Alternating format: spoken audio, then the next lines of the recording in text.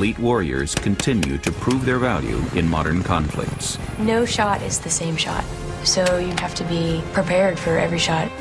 This four-part series looks at how the role of the sniper, their tactics and technology are changing to effectively combat everything from insurgents to smugglers and tribal warlords. You can't just stamp out a sniper. These professionals are highly trained, infinitely adaptable, and frighteningly lethal. They are today's modern sniper.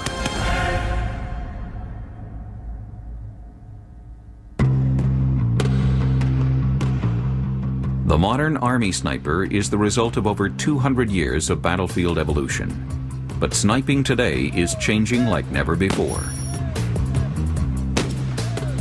Army snipers are fighting on an increasingly technologically advanced battlefield that has required them to modify their tools, tactics, and techniques to be effective in any theater, from the streets of Baghdad to the mountains of Tora Bora.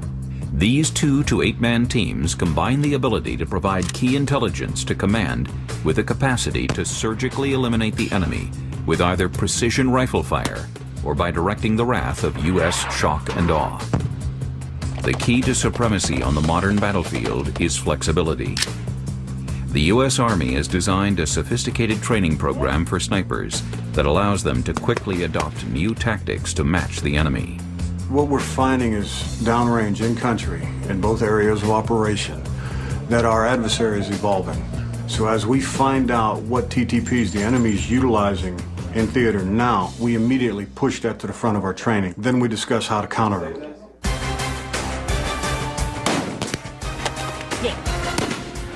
In the Second World War and Vietnam, the sniper was confined to a more static standoff role. But experience in the Middle East has shown that sniper teams are just as successful as a mobile close-in tool. First of all, we are never complacent. We are always looking for ways to improve how we train. We're always looking for ways to make our product, which is a trained sniper, to be the best trained and the best, most capable precision marksman possible. Snipers are definitely they're going to see stuff that other guys may not see because we train ourselves to observe for target indicators, guys holding weapons, guys acting shady, and that's going to allow us to pinpoint the enemy a whole lot faster than the average guy on the ground. Each year, the Sniper School accepts 320 students to attend the rigorous 5-week course. Acceptable candidates must meet stringent mental, physical, and marksmanship requirements before being selected. They are the best and the brightest in the Army, but not all will graduate as snipers. We only get 250 odd students through a year, whereas at Ranger School down the road, you know, they get 200 students every 3 to 4 weeks. So we're a very centralized, very small community in the Army. With the tremendous success of snipers in current conflicts, this small community is receiving pressure to expand and produce more snipers. However, this is a difficult task. You can't just stamp out a sniper.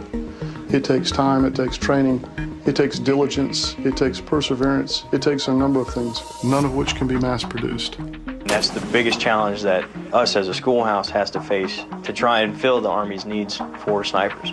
Another major challenge the sniper school is facing is the lack of knowledge from commanders in the field on how to employ snipers effectively. To remedy this, the sniper school began a program training battlefield leaders on how best to utilize their snipers. We're getting this knowledge out there, and that was the biggest base that we were seeing was the disconnect between the sniper and his commander. So now that we have the Sniper Employment Leaders course, we're able to train commanders all the way up to battalion level on how to employ this asset that they have. This is how you need to employ your snipers. We show them new equipment that's available to the snipers and how it's going to enhance their capabilities at unit level. To better understand the capabilities of the snipers under their command, the leaders are given an opportunity to try the sniper's most prized piece of equipment, the sniper rifle. World War I, World War II, you're simply taking the weapon that is being issued to the soldier, sometimes just putting a telescopic sight on it. Today, every aspect of the development of a particular sniper rifle, extensively researched. What is being fielded today is by far the best that the military can produce and equip the American soldier with. This is the M24 sniper weapon system. Uses the 7.62 NATO cartridge, and it has a free-floating match-grade barrel. The M24 is a battle-proven system. It is a great weapon system that has been employed by the U.S. Army probably for the last 20 years. It really stood the test of time. It is still a devastating weapon system as long as it's in the hands of a well-trained sniper. Teaching these sniper school students to master the M24 are some of the best instructors in the world. They all have had extensive combat experience and share their first-hand knowledge to help prepare their students. And we have a set standard that we have to teach, but at the same time, there's always room in there where the instructors can interject personal experience. 45 seconds. Go ahead and unholster your weapon. A lot of the newer instructors that we're getting are coming right out of theater within the last 6-8 months. The survivability of the snipers have increased because you've had so many more people go to combat, come back, and train up your troops. You want to give these students the maximum amount of stuff that you can because they're going down range. And you've been in their shoes, and if you can provide them with the most amount of information that you can, that's worthwhile. These instructors themselves also need to keep their skills up to date, so when not teaching students, they spend their time training and evaluating new equipment and tactics. I can identify deficiencies from past experiences and exploit that in the courses, so that way we make it aware to our students now, because if you're not a student of history, and you don't learn from the mistakes of the past, you're going to be doomed to repeat them again in the future. This commitment to continuously update training with lessons learned from snipers in the field is a key component to the extraordinary success of the Army Sniper School.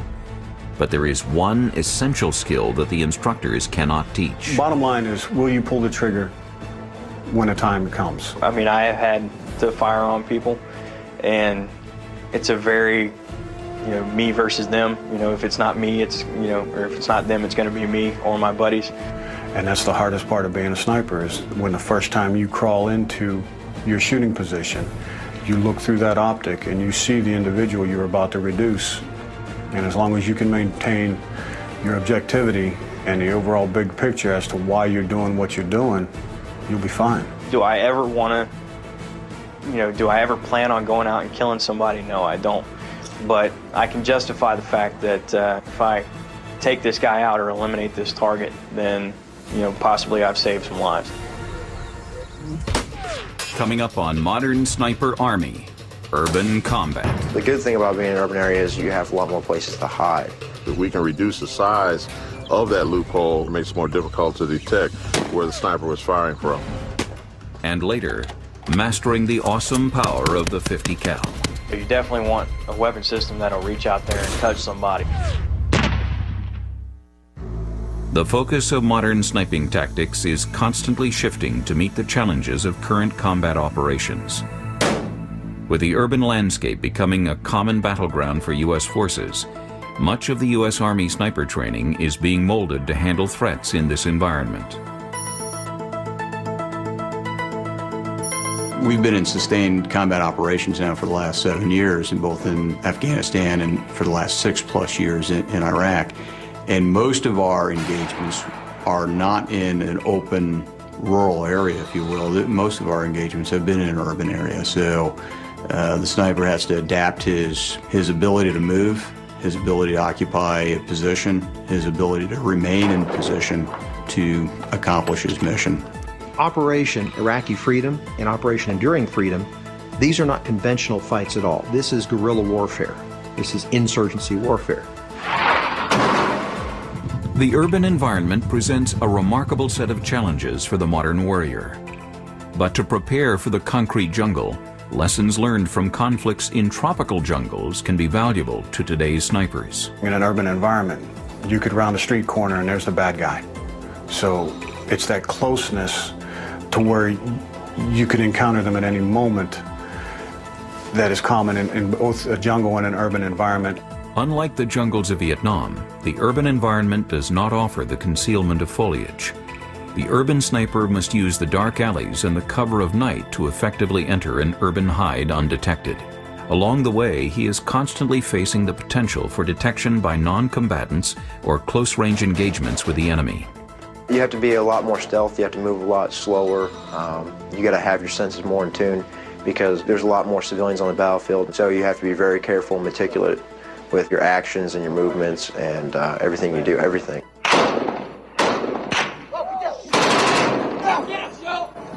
You got eyes on? Yeah. He's on the roof. You okay? Yeah. He's on the roof. One of the greatest challenges for snipers in urban environments is protecting themselves in the close-quarter battle zones of buildings while they seek an acceptable hide. Every infantryman that ever comes into the Army, and pretty much every soldier that's in the Army, knows how to rudimentarily, enter and clear a house. If you've got a 4 to 5 man security element with you, you can send them in first and they can clear the house because they're more set up to do that. And once they've cleared the house, then you can come in behind them and set up everything. Increasingly, sniper teams are having to do this security work for themselves, and that has forced the development of new weapons. This is the M110 semi-automatic sniper weapon system. It's a totally new sniper system. That would be my choice for a primary mission in an urban environment. It gives me the semi-automatic capabilities to engage multiple targets at varying ranges without having to reload after 5 rounds. Multiple rapid engagements inside an urban area, it's perfect. It's definitely not a replacement for bolt action. It will never be as accurate as the M24s, but I think it's a good addition to a team. Bolt gun, you get 1 round on.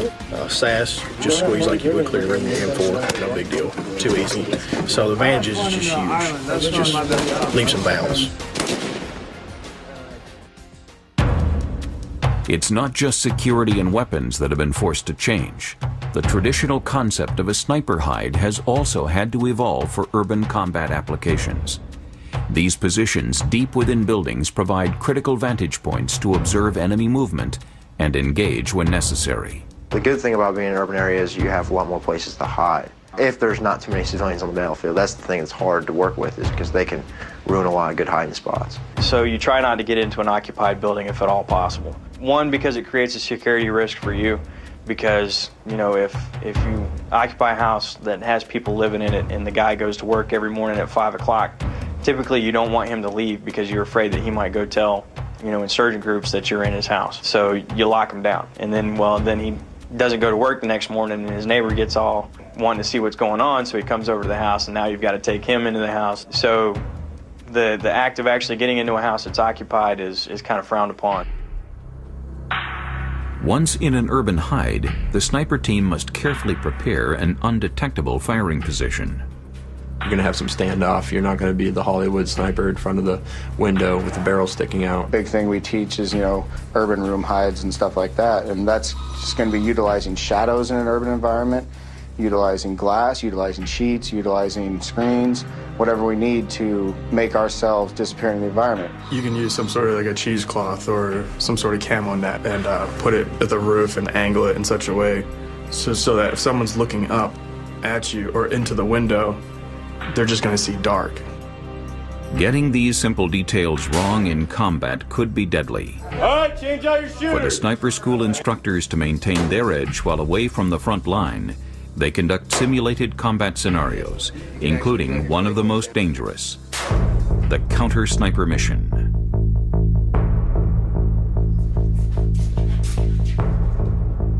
The last thing you want to do is get in a sniper-on-sniper duel, especially with somebody that's been doing it a lot longer than you have. One of the problems with countering a sniper is it's his backyard, it's his terrain, he knows what's going on. This scenario replicates the common need for a sniper team to eliminate an enemy sniper that has an entire squad pinned down. It is up to the sniper team to stealthily target the enemy from a concealed firing position without being spotted and taking fire themselves. For realism, a highly experienced instructor will be looking for any sign of their location by watching for what are known as target indicators. For instance, if he's wearing a light-colored shirt and the background is dark, and or vice versa, that type of movement gets picked up pretty quick. Just moving quickly, expeditiously, can be seen. If something doesn't look like it belongs, it probably doesn't.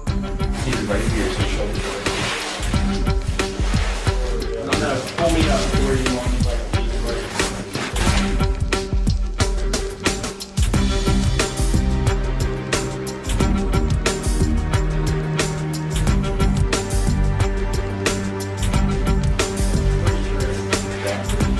The biggest mistake is that they won't, the person trying to infiltrate the building won't take into account the light coming in from behind or from the side, and it pretty much silhouettes the body, and that gets picked up, that type of movement gets picked up pretty quick.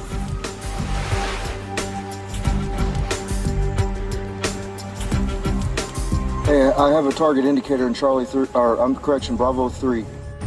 Hey, off glass, he's got you. What do you get? Scope. Not that scope, you got lights coming. Yeah, right in through there. Burn it. It's a 100 mile an hour tape too. We'll just shoot the Gap closed. In this case, the difference between success and failure comes down to a couple of cents worth of tape. Fortunately, they have remembered the other common mistake of sniper teams, the value of staying deep within the building to mask the audible location of the shot. With various doors and windows, the building, in effect, acts to redirect the sound of the gunshot so that an enemy downrange will have difficulty pinpointing their position. See inside? Hey, it's pretty apparent these guys are learning from their past mistakes. This exercise has taught these sniper school instructors a valuable training lesson that they can take back to combat and that could someday save their lives. To enhance the effectiveness of these tactics, a new ballistic formula is being taught that allows the sniper to make an accurate shot through a small loophole from a great distance. The exact formula is top secret and cannot be revealed, but it offers the ability for an Army sniper to take a shot on a key target without jeopardizing his location. The ballistic loophole is a concept that we've been working with now. It allows the sniper to remain concealed, but to be able to engage targets at a certain range by using a smaller loophole. The loophole is a small aperture or small area that the sniper shoots through to engage targets. If we can reduce the size of that loophole, then it helps conceal the position of the sniper, makes it more difficult to detect where the sniper was firing from. The cardboard sheet represents a concrete wall of a building. The hole being fired through is only slightly larger than the bullet itself. But the new tactic has its dangers.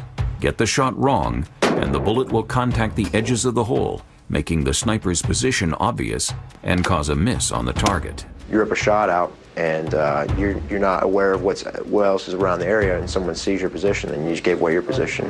And you may have killed an enemy, but then you might have killed yourself or your team. With the aiming point and the target is won, the sniper carefully squeezes the trigger.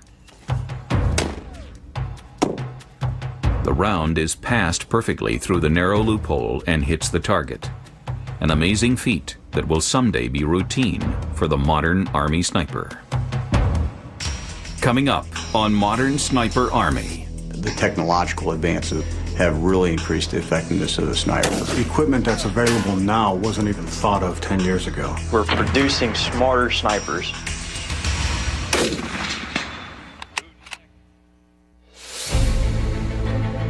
Technology has always shaped the face of modern warfare, but for the sniper, these technological advances now come with unprecedented speed.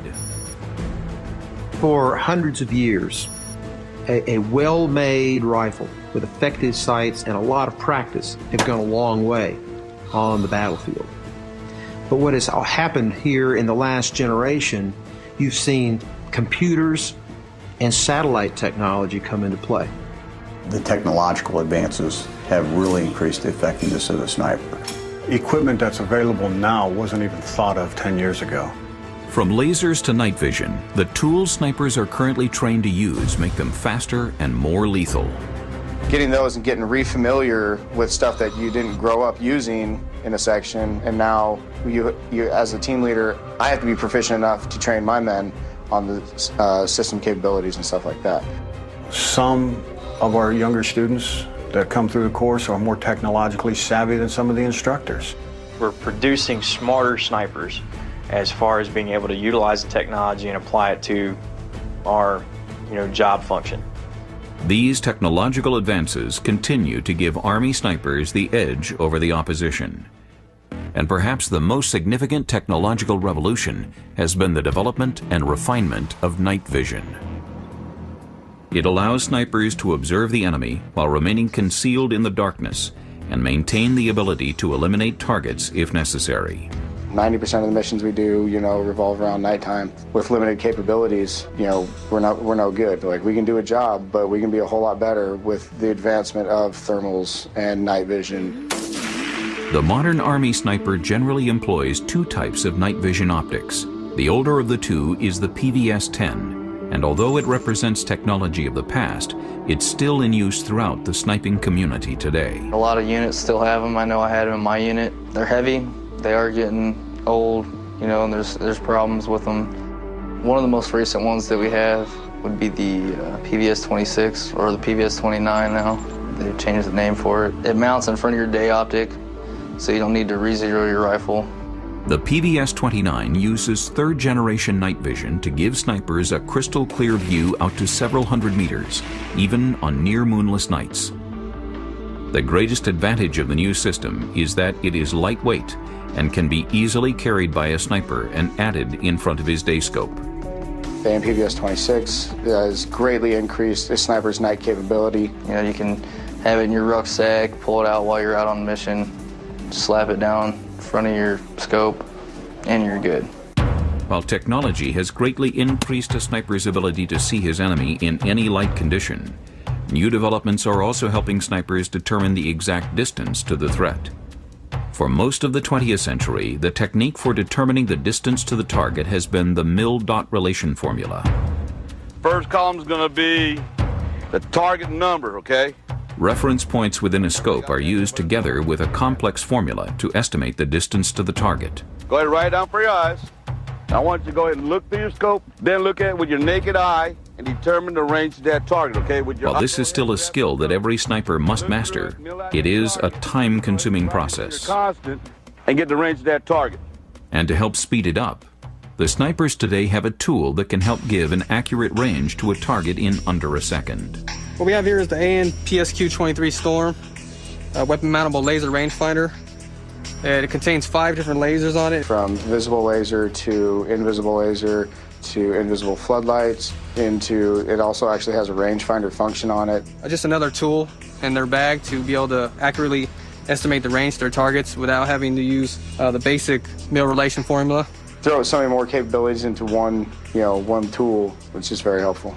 Although we can range estimate with the mil-dot relation, this is a very essential piece of equipment. Just looking through our optic, we zero it to it, hit the button, tells us the range. It enhances their abilities to immediately identify a target, immediately know the range to the target, and identify at that point in time whether or not they can make that engagement. The next target. While the laser rangefinder can help the sniper determine the distance to the target, there are still many variables such as wind speed, temperature, humidity, altitude, and even the rotation of the Earth that must be calculated to make long-range shots. These complex calculations can take months of training to fully understand and minutes of calculations in the field to figure out the correct scope adjustments to make a shot. Send it. Today, snipers can utilize software on any PDA to solve these problems in seconds. Basically, the snipers will have a calculator or a ballistic computer. Now, in the ballistic computer, you will actually have a program that actually gives you a spot to plug in the size of the target and what you estimate the mil, and then all you have to do is hit done, and it already gives you a hold. It tells you the distance, and it gives you a hold for the target. These ballistic calculators can compute all known variables into what is called a firing solution. That's really been a turning point in the sniper community, because now basically the sniper can sit down and have a ballistic computer, no matter what environment he's working in. The questions that he would ask before, or maybe have to know off the top of his head, he can just reference back to his computer now, and it basically makes your average sniper a great sniper at this point. Of course, no matter how advanced sniper equipment becomes, it is crucial that every sniper master and maintain the basic skills, because all technology can fail. Technology is always great to enhance your skills, but not to replace any. A lot of times the individual soldier become dependent on that equipment, and if that equipment should become damaged or should become inoperative in any way, then you have to revert back to the basic skills. I've had lots of situations where it got too hot in Iraq. The sun was too bright, and the sand was making my laser rangefinder not work at all. I wasn't getting any kind of good readings.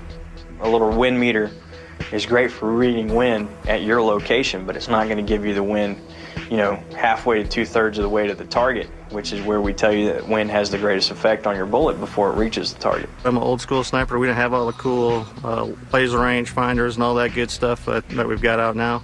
But from the time I was a sniper, we relied, you know, on the skills you learn here in sniper school. A lot of these new high-speed technologies that we're using, I think, is going to really benefit the soldier out there as a sniper. They'll be able to see things further faster and get data quicker. But we still need to teach them the basic skills. -3.5. Otherwise, if that stuff runs on batteries and satellite and everything else, if it goes down, they need to know how to snap back to using those binos or just using the basic skills they learned here at sniper school. All right. To stay proficient on the basics, the sniper school instructors hold periodic competitions amongst themselves. Today, the instructors are setting up a complex battlefield scenario depicting the intense circumstance of repelling a large-scale attack.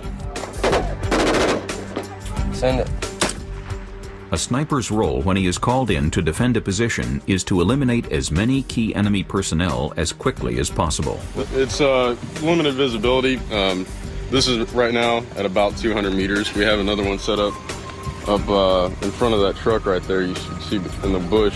It's a little bit more realistic. Most of the time on unknown distance ranges, you have targets that are fully exposed. In reality, a lot of times you're going to have partially exposed targets. All right, what we're going to do today, we're going to do target detection shoot. Basically, we're going to lay down, it's going to be a competition for us instructors. We'll partner up. Once we get partnered up, then we're going to lay down with our guns. No dope on the guns at all, no dope on the range. Whoever has the fastest time with the least amount of rounds is the winner for the day. These instructors have varying degrees of experience working with each other in sniper spotter teams. But the fundamentals of their training take over and help them work efficiently as a team to detect and take out targets. We went out there with no dope on the gun, no dope on the range. It was a new range to us.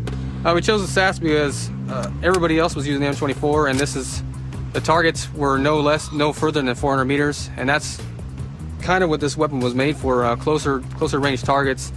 Send it. Ready? Ready. Nailed it. Go to the next target. Here's the next target. Next target is off to the left. Target detection is a key element of sniper teams working together. One thing that sniper teams have to do is establish an effective dialogue. Elevation? Elevation, set it at 2 even. The ability to communicate effectively and consistently in a short period of time. 175. All right. I'm going to say 175 at -3.4. The spotter will just tell me where I should hold my crosshairs, depending on the distance and the wind. You know, if it's at 200, 250 meters, he'll say hold 0.5 mils high, right shoulder. You're going to go 1 tree, 2 trees, 3 trees, 4 trees, 5 trees to the right. You're going to see a white man-type target with the hostage on the left-hand side.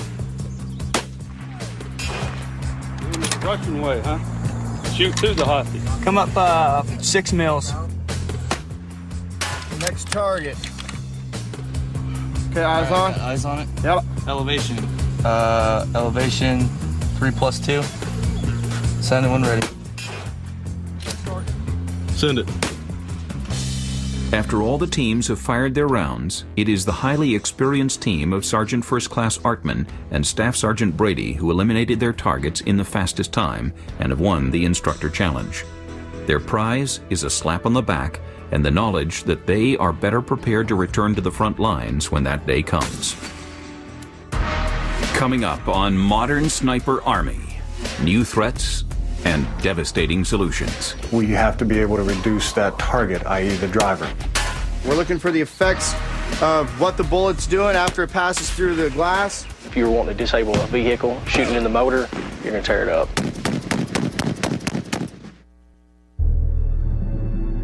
The modern Army sniper faces a whole range of new threats. Chief amongst those, vehicles driven by suicidal combatants and filled with explosives. These car bombs, known as Vehicle-Borne Improvised Explosive Devices, or VBIEDs, have caused hundreds of casualties. To help reduce this growing threat, modern Army snipers utilize new tactics and weapons to stop the vehicles before they reach their intended target. Say you're overwatching a traffic control point, and you have an individual that's approaching the traffic control point and they refuse to heed warnings. That's going to tell you that there's something about to happen, either a VBIED or something along those lines. How do you stop that vehicle from forward movement if you don't have a rifle that will take out the vehicle? We have to be able to reduce that target, i.e. the driver. Well, in order to do that, you need to know how that bullet's going to function when it penetrates the windshield. Is it still going to maintain enough integrity to reduce the target? Is it still going to maintain its trajectory to achieve point of aim, point of impact? All right, hey, right now we're gonna engage targets through glass at a distance of 220 yards. We're looking for the effects of what the bullet's doing after it passes through the glass, and we're wanting to see what the secondary projectiles off the glass will do to other people in the vehicle or in the area around. Every chance we get to shoot through something new, whether it be glass, or through concrete or cinder block or wood, that gives my instructors, that much more knowledge on exactly what's going to happen when they shoot through similar material, while they're deployed. And that's the whole point, is to understand, for their knowledge, what's going to happen after they pull that trigger. All right, let's go down range, take a look, clear your weapon. It doesn't look like the glass is going to, throw that much effect into it, though. Not at this range. With this glass, yeah. Within windshield. Yeah, like if this was your head here, the pieces that would have penetrated all the way through your skin are these little holes, with the bullet being right here. All right, hey, for this next one, same distance behind the targets. Now we're going to cant them at a 45-degree angle as best we can. So it's like we're engaging a target. We're sitting in a building, a target's driving down the road, and we're engaging it like this. With this angle, when the round penetrates the glass, it's going to kind of hit it almost more at the side, so it's going to have a chance to deflect the bullet more. So we'd like to see the difference of the point of impact once it reaches through the glass. We're noticing at this 45-degree angle that round is mushrooming once it hits that glass, which is producing a larger hole on the cardboard or in your target. This data is pretty realistic for the engagements that we're doing. If we do got to engage through vehicles, which there's plenty of in Iraq, Afghanistan. We do a lot in combat and things like that, but actually, see the true effects of it. And that was the purpose of it. And also, it's a good thing, too, because we collected all the data and we kept, the targets and the glass that we used. So when the students come through and they ask about it, like, hey, not only are we going to tell you about it, we can show you. While eliminating the driver is a sound tactic for stopping a vehicle, some circumstances dictate that the better tactical decision may be to destroy the vehicle's engine as opposed to the person driving it. The biggest threat at a vehicle checkpoint is a VBIED. So if a guy looks like he's on the gas and he's not slowing down, you can take out that engine block, disable the vehicle, and hopefully it blows up where there's nobody around. One weapon system that is devastating on vehicles and is a staple of many vehicle checkpoints is the legendary Barrett M107.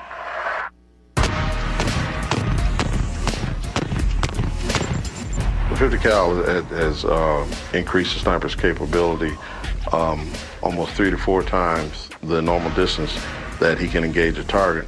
Unlike the bolt guns that the military uses for sniping, it's a semi-automatic rifle. You can lay down very devastating fire in very quick succession. It's very effective at immobilizing vehicles and reducing hard targets.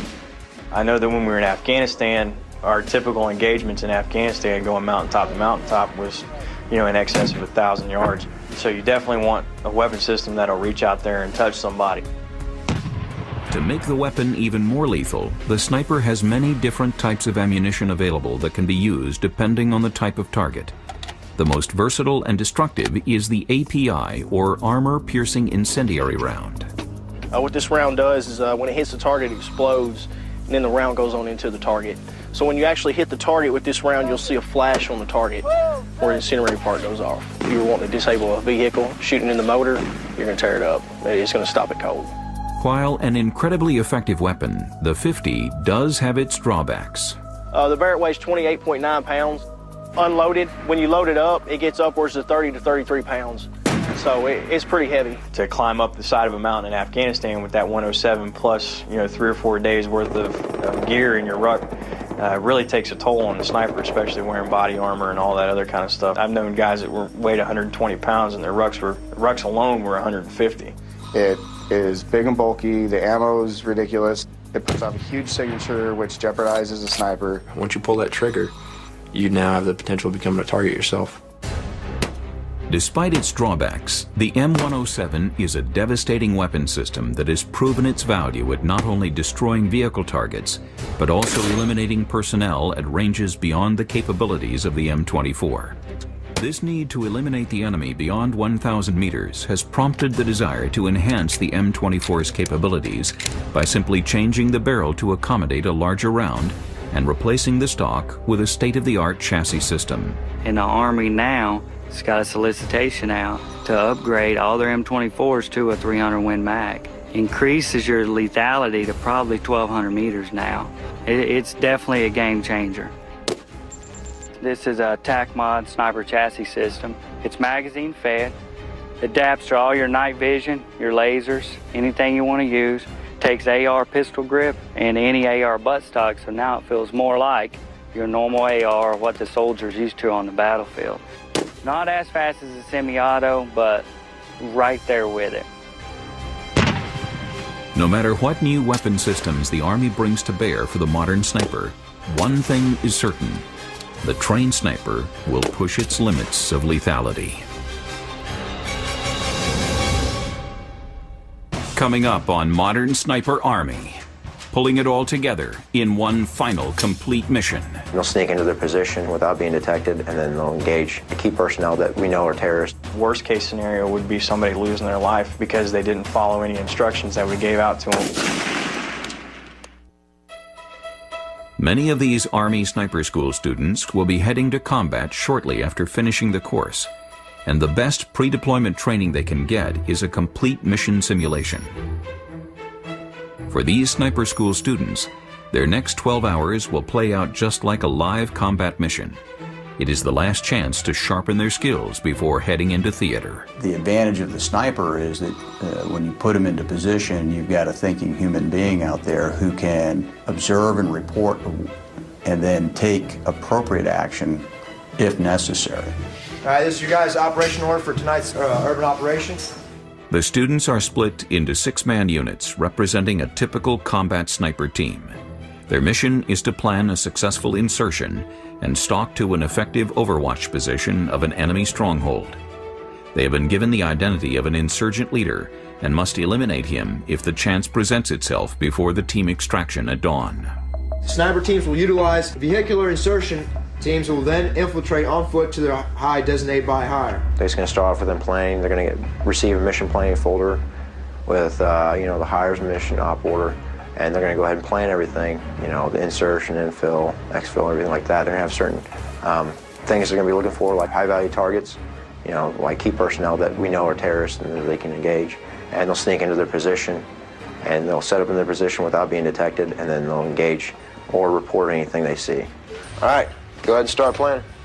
He's gonna be number 2 because he's got the radio and he has all the information that he needs to continue on the mission. And the number 3 man is gonna be the spotter, rifleman.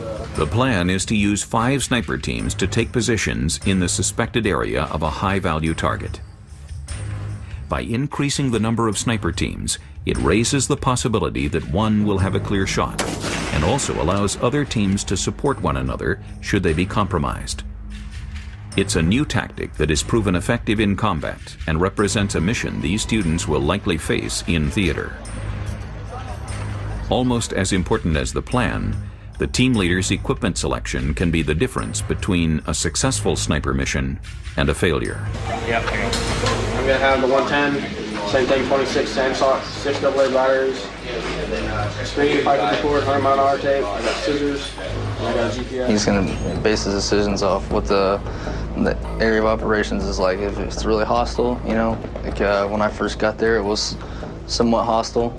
So I had the M24, had an SR-25, which is the predecessor to this rifle here, an M107, We also had a saw gunner. 2 men carried a 203 gun, and everybody but the saw gunner carried an M4 as well. That's okay. It should take no more than 30 minutes for us to set up. Yeah.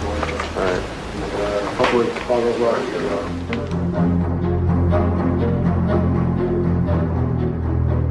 The team has selected an insertion point likely to provide the least possibility for enemy detection. They must navigate stealthily to get into a safe position to monitor their predetermined surveillance point, hoping for a shot at the high-value target. Big thing what we want them to do is just have something to report to the TAC. So we can go out here and do a lap around the area that they're observing, and just see who's awake, you know, or who's sleeping. Once in position, the instructors will search for the teams to analyze their hide sites and give them valuable advice on how to improve their tactics. Well, I tracked the team, saw them turn left, walked down that way a little ways, started going up a hill, and I lost their tracks. I know they were close, dude. Yeah. I just wanted to yell out, "Which are you?" You know? You got to stay focused, regardless. If you don't, you can be compromised. You can lose your train of thought. You've fallen asleep. Just anything could happen when you're not focused. But when you're focused, you're ready for everything. You're ready for anything that comes at you. They have an HVT, a priority target that they have to take, which is not me. So we'll see if anybody gets me confused with their HVT. You know your HVT's going, right? Is he gone? Yeah, he's going. That car that rolled out, that was him. That was him? Yeah. I thought that was him. He's going. That was him that rolled out. Yeah. As soon as you guys called up, I called you on that vehicle even, and you were like, "Hey, it's a black Jeep," and all I saw was round headlights make the turn, and I was like, "Yeah." Do you know where the other team's at located around the compound? No. Okay. No, I just know where my team's at. You want to make sure that when you do stuff like this, even in training, you know, if you've got multiple teams observing one site, make sure that you've got comms with them. If the other team's on the other side, they could have taken the shot that you guys did and just observe the report right here. Okay. None of the sniper teams successfully engaged the high-value target, and with sunrise approaching, they must complete the final phase of their mission and exfiltrate to the extraction point. Their mission objective was failed, but many valuable lessons were learned. The next time they will be in a hide will likely be in a combat zone, so the knowledge passed down from the instructors is invaluable. Sniper missions only rarely involve firing a shot, but when they do, their fire is some of the most effective on the battlefield. And while some believe these men only take lives, Army snipers serve one of the highest purposes on the battlefield. With each enemy sniper they eliminate, with each IED emplacer they reduce, and for every vehicle-borne IED they stop, snipers are protecting their fellow soldiers on the battlefield. And we're out there to save lives, not take lives. So if we can go out there and keep our buddies safe, that's what we want to do. He's your real-time eyes on target. He's the person that's watching what's happening before the battle. We'd be observing where they're going to be going a couple blocks down. Like, there's an IED at this intersection. We just saved probably 4 or 5 guys by finding that IED because they were about to get blown up. You try and impart as much knowledge as you can on these guys before they deploy, because we don't want to see any of them fail. We don't want to see any of them, the worst case scenario would be somebody losing their life because they didn't follow any instructions that we gave out to them. Well, the future of the sniper is almost guaranteed, to be honest with you. Because at the end of the day, we're all humans, and if we've got to kill innocents just to get one bad guy, that doesn't sit well with us. Like every branch of the U.S. Armed Forces, the role of the Army sniper is changing in ways his predecessors could have only dreamed of. Yet one thing remains the same. There is no weapon system, there is no warrior that is more precise than a U.S. sniper.